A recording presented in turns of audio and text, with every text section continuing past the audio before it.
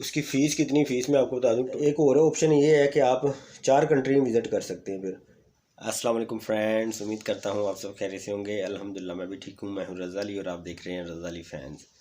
अगर आपको जॉर्जिया का वीज़ा चाहिए, ठीक है, तो आपने क्या करना है जी, तुर्की में रहते हैं, इस्तांबुल में या अंकारा में है, तो उधर से आपने कैसे अप्लाई करना है, ठीक है। और अगर आप पाकिस्तान में हैं तो पाकिस्तान से कैसे अप्लाई करेंगे, ठीक है। वहाँ पे तुर्की में जो है ना, वो आपको अपॉइंटमेंट लेनी पड़ती है, जॉर्जिया वीज़ा की अपॉइंटमेंट लेनी पड़ती है, ठीक है। उसके लिए डॉक्यूमेंट्स भी चाहिए होते हैं, बैंक स्टेटमेंट चाहिए होती है, वो लंबा प्रोसीजर है। अच्छा, अभी पाकिस्तान में तो एम्बेसी नहीं है, तो इधर से कैसे अप्लाई करेंगे। इधर से भी अप्लाई नहीं हो सकता, लेकिन आपको एम्बेसी में जाना पड़ेगा। और पाकिस्तान से जो आपको नियरेस्ट जो एम्बेसी लगेगी वो लगेगी ईरान की, ठीक है। यानी कि बाय रोड आप जा सकते हैं इजीली, ठीक है, उसका वीज़ा मिल जाता है। तो उसका मैं आपको तरीक़ेकार बता देता हूँ। ईरान के वीज़े पे जो है मैंने ना ऑलरेडी वीडियो बनाई है, उसका क्या तरीक़ेकार है, कैसे ईरान का वीज़ा आप ले सकते हैं, उसकी कौन कौन सी कैटेगरी है, ठीक है। तो आप मेरे चैनल पे वो वीडियो पड़ी है, वो वहाँ से आप देख सकते हैं, ठीक है। मैं कोशिश करूँगा लिंक भी जो है ना, मुझे याद रहा तो डाल दूँगा डिस्क्रिप्शन में, ठीक है। अच्छा, जो तुर्की वाले भी है ना, जिसके पास बैंक स्टेटमेंट नहीं है, डॉक्यूमेंट्स पूरे नहीं हैं, वो भी वहाँ से ईरान का वीज़ा लेके जाएँ, ठीक है। तो वहाँ से जाके वीज़ा अप्लाई करें जॉर्जिया का। अच्छा, इसका तरीक़ेकार मैं आपको बता देता हूँ। स्क्रीन पे जो है ना, मैं उनका ईमेल एड्रेस जो ईरान में जो जॉर्जिया की एम्बेसी है वो मैं स्क्रीन पे दे दूँगा, ठीक है। वो आपको नज़र आ रहा होगा, और लिंक भी मैं दे दूँगा डिस्क्रिप्शन में, ठीक है, उसकी वेबसाइट का। तो जो आपने डॉक्यूमेंट्स सबमिट करने हैं ना जाने से पहले, सबसे पहले आपका स्टेप कौन सा है, आपने सबसे पहले ईरान का वीज़ा लेना है, ठीक है। गौर से समझिएगा, ईरान का वीज़ा लेना है आपने। तो जब आपके पास वीज़ा आ जाएगा, फिर आपको पता होगा कि आपने अपॉइंटमेंट लेनी है उसकी और जाना है। तो उसमें ये है कि अपॉइंटमेंट आप सबसे पहले आप उसको उनको ईमेल करेंगे, जो मैं आपको ईमेल एड्रेस जो उनका दे रहा हूँ उनको मेल करेंगे, और उनसे पूछेंगे कौन कौन से डॉक्यूमेंट्स जो है ना चाहिए, ठीक है। वक्त के साथ जो है ना वो चेंज भी होते रहते हैं डॉक्यूमेंट्स, ठीक है, कम ज़्यादा, तो इसलिए आप पूछ लें तो बेहतर है। मैं भी बता देता हूँ, डॉक्यूमेंट्स कुछ ज़्यादा नहीं है। ट्रैवल इंश्योरेंस जो है ना जॉर्जिया के लिए, वो चाहिए आपको, 1 मंथ की करवा लें, बेहतर है, ठीक है।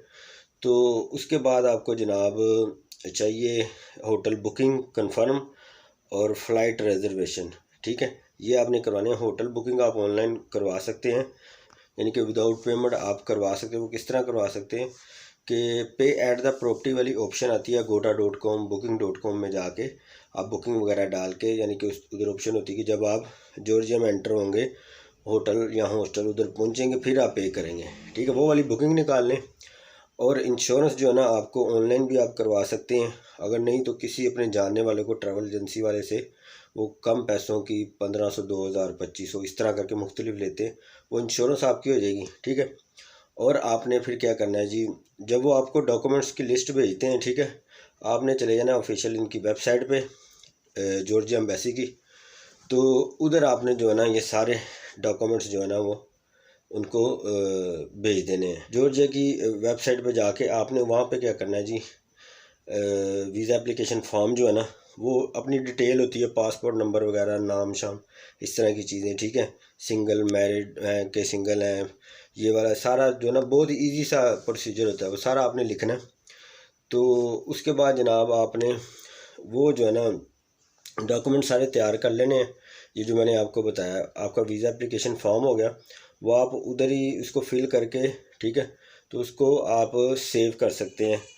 मोबाइल पे भी कर सकते हैं, लैपटॉप पे भी कर सकते हैं। सारी चीज़ें आपने क्या नाम है प्रिपेयर कर ली, फाइल अपनी बना ली, और आपने उनसे टाइम ले लेना है उसका अपॉइंटमेंट का, ठीक है।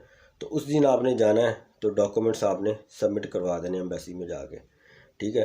तो वो हो सकता है आपको उसी टाइम, यानी कि अगर तो आपको केस एक्सेप्ट कर लेते हैं, अगर जो आपने ऑनलाइन आपने डॉक्यूमेंट्स जमा करवाए हैं वो एक्सेप्ट कर लेते हैं, ठीक है, वो आपको बता देंगे कि भाई आपका वीज़ा इस डेट को आप आ जाएँ, पासपोर्ट लेके आपका वीज़ा लग जाएगा, ठीक है। वो आपको ऑनलाइन ही बता देंगे। नहीं तो जब आप वैसे पर्सनल जाते हैं तो जब आप जाएंगे तो फिर आपको कुछ दिन भी लग सकते हैं, 5-7 दिन लग सकते हैं, आपको ईरान में रुकना पड़ेगा। लेकिन वो ऑनलाइन वाला सिस्टम है ना, वो सबसे बेहतर है। तो इस तरह जाके ना जो आप जॉर्जिया का वीज़ा ले सकते हैं। वहाँ से आप बाय रोड भी जा सकते हैं अगर आपके पास तुर्की का वीज़ा है या अज़रबैजान का वीज़ा है। ठीक है, अभी फ़िलहाल मैं आपको कंफर्म नहीं कह सकता हूँ। काफ़ी दोस्त मुझसे पूछ रहे हैं कि अज़रबैजान का बॉर्डर ओपन हुआ है कि नहीं हुआ। मुझे कंफर्म नहीं है, इसलिए मैं आपको नहीं वो कह सकता। जिसके पास तुर्की का रेजिडेंस परमिट है, ठीक है, वो जा सकता है। मैं आपको रूट बता देता हूँ, रूट समझा देता हूँ। ठीक है, अगर आपका वीज़ा लग जाता है, इधर से आप जाते हैं ईरान। ठीक है, ईरान से फिर आप यानी कि आपका 2-3 कंट्री आप जो है ना विज़िट कर सकते हैं। ट्रैवल हिस्ट्री आपकी बन जाएगी अच्छी। यहाँ से आप ईरान जाते हैं, ईरान में आपका जब वीज़ा लग जाता है, उधर से आप जो है ना टिकट लेते हैं जी इसकी वाया जॉर्जिया टू दुबई। अगर आपका ऐसा प्लान है तो ठीक है, तो यानी कि जॉर्जिया की एयरलाइन होगी तो एक ही टिकट में आप यानी कि 2 कंट्रियों में चले जाएंगे। दुबई से वापस आने की सस्ती है। अगर आप ज़्यादा कंट्री करना चाहते हैं, ठीक है, पाकिस्तान से बाहर निकलेंगे तो टैक्स कम होगा। बात समझ रहे हैं? पाकिस्तान से जब आप बाहर निकलेंगे फिर टैक्स कम होता है। इधर बहुत ज़्यादा टैक्स लग गया हुआ है, तो यहाँ से फ़्लाइटें बहुत ज़्यादा महंगी हैं। अच्छा, एक और ऑप्शन ये है कि आप 4 कंट्री विज़िट कर सकते हैं। फिर इस तरह ईरान हो गया, ईरान के बाद आपने जाना है जनाब अज़रबैजान, अज़ल एयरलाइन। ठीक है, ये अज़रबैजान की है। तो एक और इनकी है चीप एयरलाइन है, बजट एयरलाइन कौन सी थी, बूटा एयरवेज़, वो भी है। तो वो आप वाया बाकू जॉर्जिया ऐसे जा सकते हैं। फिर जॉर्जिया से आप वाया दुबई, लाहौर या कराची, इस्लामाबाद ऐसे जा सकते हैं। अच्छा ठीक है, आपको आई होप कि आपको समझ आ गई होगी मेरी बातों की। अगर आपको किसी चीज़ की समझ ना आई हो तो आप मुझसे जो है ना वो कमेंट करके भी पूछ सकते हैं, और इंस्टाग्राम पे मेरे से कांटेक्ट कर सकते हैं। मेरा इंस्टाग्राम जो है रज़ा अली फैंस के नाम से स्क्रीन पे आपको नज़र आ रहा होगा, विदाउट स्पेस। ठीक है, और अच्छा दूसरा मैं आपको कह रहा था कि वो जो वीज़ा के बगैर कैसे जा सकते हैं, कौन लोग जा सकते हैं वीज़ा के बगैर, कौन लोग जा सकते हैं वहाँ पे। वो जा सकते हैं जी जिनके पास जीसीसी कंट्री का रेजिडेंस परमिट है। अच्छा, कुछ लोगों को ये भी नहीं पता होगा कि जीसीसी कंट्री क्या है। ठीक है, जिन्होंने ट्रैवल नहीं किया बिल्कुल भी, या बाहर नहीं निकले, सादा लोग भी होते हैं, सारे होशियार चालाक तो नहीं होते ना। ठीक है, तो जीसीसी कंट्री होती है ये गल्फ़ की, जो जिसमें आता है United Arab Emirates, Oman, Qatar, Bahrain, ठीक है जी, और कुवैत। तो इसकी किसी के पास रेजिडेंसी है तो वो इजीली जा सकता है विदाउट वीज़ा। ठीक है जी, सऊदी अरेबिया की भी जिसके पास रेजिडेंसी है, तो वो उसने क्या करना है, सिर्फ होटल बुकिंग करवानी है और फ़्लाइट रिजर्वेशन होगी उसकी, और उसके बाद इंश्योरेंस जो है ना वो लाजमी है। ठीक है, अच्छा कुछ लोग कहते हैं जी वहाँ से डिपोर्ट कर देते हैं, भेज देते हैं। ठीक है, तो वो भेजते उनको हैं जिनमें कॉन्फिडेंस नहीं होता, और जो लोग जिनके पास डॉक्यूमेंट्स पूरे नहीं होते। ठीक है, ज़्यादातर डॉक्यूमेंट्स का मसला आता है, पता नहीं होता इंश्योरेंस करवानी है नहीं करवानी। ठीक है, और शो मनी भी होनी चाहिए उसके लिए, वो देख लेते होते हैं। सही है, तो उम्मीद करता हूँ आपको मेरी बातों की समझ लग गई होगी। ठीक है, तो अब तक के लिए मुझे इजाज़त दें व्यूवर्स। अपना और अपने प्यारों का बहुत सा ख्याल रखिएगा। दुआ है कि अल्लाह पाक सबके माल जान औलाद इज़्ज़त आबरू की हिफाजत फरमाए। अल्लाह पाक हम सबको ईमान और सेहत वाली ज़िंदगी अता फरमाए।